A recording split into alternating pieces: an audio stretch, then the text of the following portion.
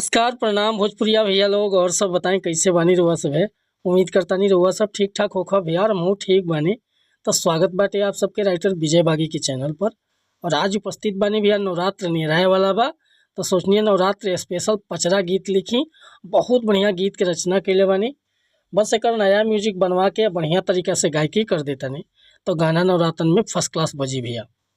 तो चलिए देर ना करते हुए मैटर के शुरुआत कर लिया कि कैसे गीत के गावे के बा, का एकर धुन बा, का लय बा। लेकिन वीडियो स्टार्ट कर से पहले भी एगो बात बतावल चाहब।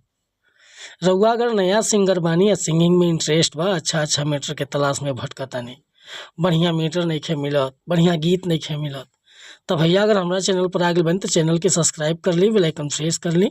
हर रोज रुआ के नया नया मैटर सुने के, देखे के और गावे के मिली भैया। और रुआ कोनो प्रकार के मैटर लिखवा होगा पर्सनली, चाहे ट्रैक पर, चाहे नया सॉन्ग, बेहिचक संपर्क कर सकीले। बिल्कुल उचित चार्ज पर हुआ के गीत व्हाट्सएप के जरिए मिल जाई। नंबर हम वीडियो पर दे दिले बने। आज के मैटर देखी कैसे गाँव के बाटे।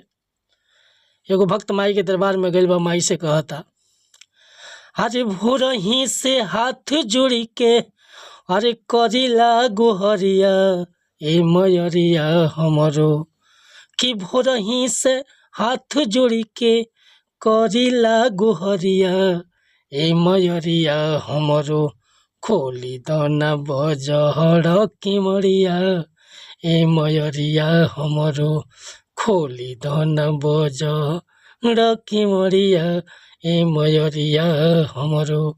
अरे भोरही से हाथ जोड़ी के करिला गोहरिया ए मयरिया हमरो, खोली दाना बजहड़ किमरिया ए मयरिया हमरो। तो भैया हमारा आवाज थोड़ा सा बाझल बाटे, ठीक से हम नहीं गा पाओ, लेकिन स्केल एक ऊंचा करके गावे के बा। मैटर पसंद बा, फुल गीत लिखवावे के चाहता नहीं तो बेहिचक हमारा व्हाट्सअप नंबर पर संपर्क कर सकिले। नंबर वीडियो पर बा। बिल्कुल उचित चार्ज पर हुआ के फर्स्ट क्लास के सॉन्ग मिली। अच्छा है, हुआ नया म्यूजिक भी बनवा के बा तो संपर्क कर सकीले। मिला तनी फिर से अगला वीडियो में। अगर ये वीडियो पसंद आई हो तो लाइक करब, कमेंट करब। आ चैनल पर अगर पहली बार आए भैया तो रिक्वेस्ट बा चैनल के सब्सक्राइब कर ले। जय हिंद, जय भारत, जय भोजपुरी समाज, जय माता दी।